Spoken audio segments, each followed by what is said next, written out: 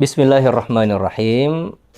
Assalamualaikum warahmatullahi wabarakatuh. Alhamdulillah, wassalatu wassalamu ala Rasulillah wa ala alihi wa sahbihi wa man walah, amma ba'd. Bulan suci Ramadan menjadi bulan Al-Quran. A'udzu billahi minasyaitonir rajim. Syahrul Ramadan alladzi unzila fihil Qur'an. Hudan linnas wa bayyinatin minal huda wal furqan. Bulan suci Ramadan, bulan Al-Quran diturunkan, kata Allah Subhanahu wa ta'ala. Al-Quran menjadi petunjuk bagi umat manusia dan juga berisi bayinat, penjelasan tentang petunjuk yang dikandung oleh Al-Quran sendiri, wal furqan, sebagai pembeda antara kebaikan, keburukan, kebenaran, kebatilan, yang tinggi, yang rendah, berupa nilai-nilai yang ada di tengah umat manusia. Itu keistimewaan Al-Quran. Bulan suci Ramadan selalu menjadi momen terbaik untuk al-audah, kembali kepada Al-Quran. Membaca Al-Quran, tadarus Al-Quran, tadabbur ayat-ayat Al-Quran, kajian ayat-ayat suci Al-Quran, dan semua yang berkaitan dengan Al-Quran. Para pemirsa yang dimuliakan Allah Subhanahu wa ta'ala. Setidaknya ada 3 interaksi dengan Al-Quran pada bulan mulia seperti ini. Yang pertama adalah qiraatul Quran. Dan biasa kita sebut dengan istilah tadarrus. Tadarrus maksudnya adalah membaca ya, ayat-ayat Al-Quran. Al-Quran berisi 114 surah, dikelompokkan dan dihimpun menjadi 30 juz. Mulai dari surah Al-Fatihah, surah pembuka, dan diakhiri dengan surah An-Nas. 6.600-an ayat yang dihimpun oleh semua surah dan juz Al-Quran. Nah, interaksi kita kepada Al-Quran adalah dengan membaca ayat-ayat ini.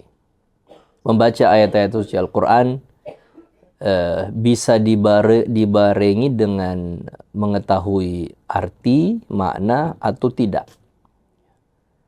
Sebab maksud utama dari membaca Al-Quran adalah khatam Al-Quran. Menamatkan Al-Quran pada bulan suci Ramadan. Sehingga masing-masing dari kita, umat Islam, itu menjalankan program baca Al-Quran dengan target yang bisa saja berbeda satu dengan orang lain. 1 juz sehari sehingga sepanjang bulan kita bisa khatam Al-Quran. Yang kedua adalah bisa lebih dari 1 juz Al-Quran per hari. Lebih banyak khatam itu lebih baik. Dan setiap ada target yang ditetapkan untuk saya mau khatam tahun ini itu 5 kali misalnya, maka setiap hari bacanya 5 juz Al-Quran. Kelihatannya berat, tetapi hari pertama, hari kedua, hari ketiga lebih berat, namun insya Allah dengan hari demi hari pada bulan suci Ramadan, kesempatan terbuka lebih luas, akan lebih mudah untuk menyelesaikan sesuai dengan apa yang ditetapkan itu ya, berupa target. Namun kembali kepada setiap dari kita umat Islam, mau khatam berapa kali dalam bulan suci Ramadan. Yang pasti bahwa interaksi pertama dengan Al-Quran, berupayalah agar khatam Al-Quran, supaya kita bisa melewati semua ayat-ayat tersebut. Ada yang baca Al-Quran sudah lancar, ada yang masih terbata-bata, terpotong-potong, ada yang masih belajar, tapi Fa idza azamta fatawakkal 'ala Allah. Apabila sudah bertekad, maka tawakal, serahkan kepada Allah Subhanahu wa taala. Walladzina jahadu fina lanahdiyannahum subulana. Orang yang bersungguh-sungguh, kata Allah, pasti akan diberi petunjuk, pasti diberi kemudahan. Apalagi Al-Qur'an. Apalagi Al-Qur'an. Walaqad yassarnal Qur'ana lidzikri fahal min muddakir, kata Allah. Kami sudah mudahkan Al-Qur'an untuk dihafal. Siapa yang mau mengambil pelajaran dari Al-Qur'an? Al-Qur'an mudah apabila ada tekad, ada semangat untuk khatam Al-Quran sepanjang bulan suci Ramadan. Ini interaksi yang pertama. Interaksi yang kedua adalah menghafal ayat-ayat suci Al-Quran. Apa urgensi menghafal Quran? Al-Quran ketika dihafal itu punya paling minimal dua manfaat, pengaruh dalam diri kita. Yang pertama adalah menjaga ayat Al-Quran. Dulu, Al-Quran dijaga dengan cara dihafal. Penulisan, sekarang ini dengan pencetakan. Itu bantuan, alat untuk membantu. Bantuan utama menjaga Al-Quran adalah dengan menghafal. Dan Allah sudah berjanji dalam Al-Quran. Inna nahnu nazzalna dzikra wa inna lahu lahafidhun. Kamilah yang menurunkan az-zikra. Sebagian ulama menyampaikan yang dimaksud adalah Al-Quran. Wa inna lahu lahafidhun, dan kamilah yang akan menjaga Al-Quran itu, kata Allah Subhanahu wa taala. Apa yang dijaga? Bukan hanya makna, tetapi ayat-ayat itu dijaga oleh Allah Subhanahu wa taala. Otensitasnya, orisinalitasnya dijaga oleh Allah. Maka dengan menghafal ayat-ayat Al-Quran sesuai dengan lafaz yang terdapat dalam mushaf Al-Quran, berarti kita masuk dalam kelompok dan golongan yang diberi oleh Allah kemudahan untuk ikut menjaga keaslian Al-Quran. Ini satu keistimewaan. Sehingga apabila ada yang bertanya, ngapain sih harus menghafal Quran? Saya ikut menjaga Al-Quran. Dan ingin mendapatkan keistimewaan dari Allah Subhanahu wa taala di dalam ayat itu. Wa inna lahu lahafidhun. Kamilah yang akan menjaga. Dan Allah pasti akan membantu siapapun, memudahkan, menolong, menjaga siapapun yang menjaga ayat-ayatnya. Yang pertama. Yang kedua adalah menghafal Al-Quran bisa membangkitkan kecerdasan. Apa yang dibangkitkan kecerdasan? Kecerdasan intelektual. Al-Quran bisa membuka intelektualisme kita atau intelektualitas kita untuk bisa berpikir lebih jernih, berpikir lebih tajam, berpikir lebih matang. Al-Quran membantu kita untuk meningkatkan kecerdasan emosional kita. Attitude kita bisa lebih terjaga. Mengapa? Saya membawa Al-Quran di dada saya. Sehingga abaikan orang-orang yang menganggap remeh. Ngapain sih harus ngafal Quran? Hafal Al-Quran adalah satu keistimewaan.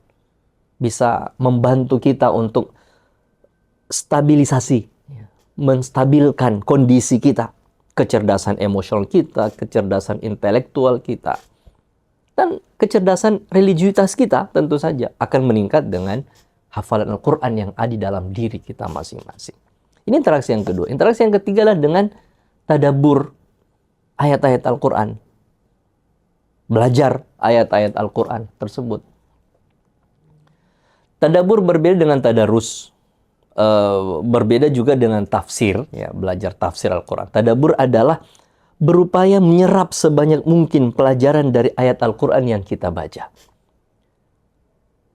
Tipsnya adalah, hadirin hadirat sekalian, para pemirsa yang berbahagia, tentukan dalam sehari pukul berapa yang ingin dipakai buat tadabbur Al-Quran.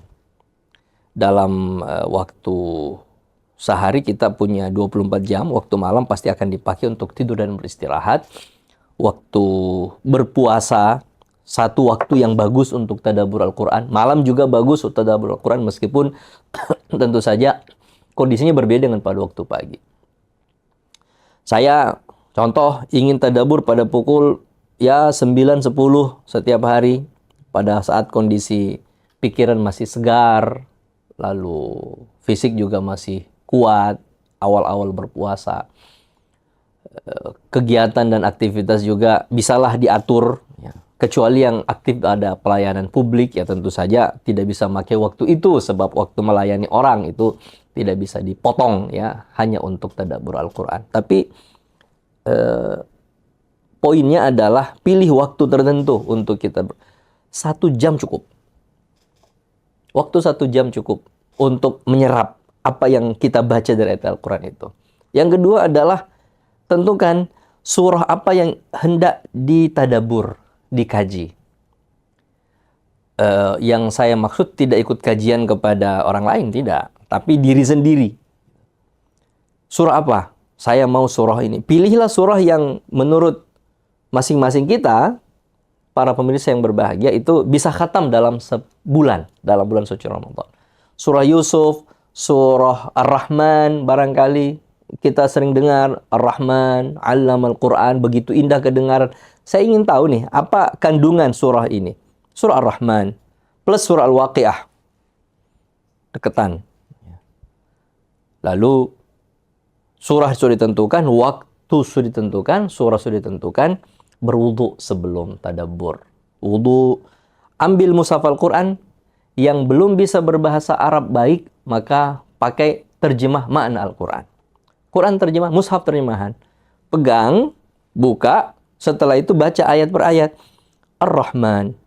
A'udzubillahi minasyaitonirrajim. Bismillahirrahmanirrahim. Ar-Rahman. Baca terjemahannya. Allah yang Maha Pengasih. Jangan dilanjutkan. Stop di situ, berhenti. Bangkitkan intelektual kita, akal pikiran kita. Apa nih yang dikandung? Allah Maha Pengasih. Oh, Allah pengasih kepada semua makhluk ciptaannya. Allah Maha Pengasih kepada umat manusia. Allah Maha Pengasih kepada saya. Bangkitkan semua. Oh, saya pernah gini, tapi Allah kasihi saya. Allah Subhanahu wa ta'ala Maha baik kepada saya. Bersama dengan mushaf Al-Quran, pegang buku tulis atau alat komunikasi. Tablet, gadget apapun. Laptop, tablet, handphone, tulis. Setiap poin dari satu ayat yang dibaca, keluarin aja semua. Ini maksudnya, ini yang pelajarannya. Jadi sekaligus bersama dengan muhasabah. Maka setiap ayat, jangan pindah ke ayat berikutnya kecuali sudah mengambil pelajaran dari ayat itu. Hikmah dan pelajaran apa yang bisa diambil dari ayat tersebut. Catat, ditulis itu. Supaya apa? Tersusun dengan baik. Hari pertama, hari kedua, insya Allah itu akan berkah.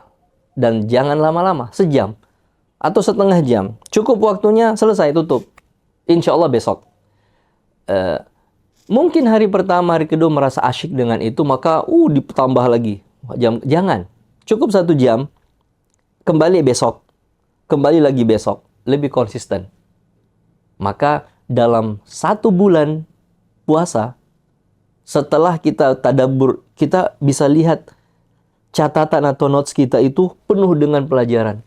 Inilah yang diresapi oleh diri kita dan pakai itu dalam kehidupan kita sehari-hari. Interaksi ketiga terhadap Al-Quran. Para pemirsa yang dimuliakan Allah Subhanahu wa ta'ala. Jadikan bulan suci Ramadan ini sebagai momen yang baik untuk kita kembali kepada Al-Quran. Manfaatkan keinginan hati kita, hati yang terbuka untuk kembali kepada Al-Quran, kembali kepada agama. Jangan disia-siakan. Mumpung hati kita lagi ingin diajak, mumpung diri kita ini masih sadar, inilah bulan terbaik. Dan aktivitas terbaik selain ibadah yang wajib adalah kembali kepada Al-Quran. Wajar ketika orang-orang soleh pada zaman dulu menjadikan Al-Quran sebagai mushaf Al-Quran dan Al-Quran hafalan mereka sebagai teman setia bersama dengan bulan suci Ramadan. Semoga Allah Subhanahu wa taala memberikan kemudahan kepada kita untuk terus dekat kepada Al-Qur'an dan menjadi keluarga Al-Qur'an. Ahlul Qur'ani, ahlullahi wa khassatuh. Keluarga Al-Qur'an, kata Nabi SAW, adalah keluarga Allah dan orang-orang yang dekat dengan Allah Subhanahu wa taala. Terima kasih. Wassalamualaikum warahmatullahi wabarakatuh.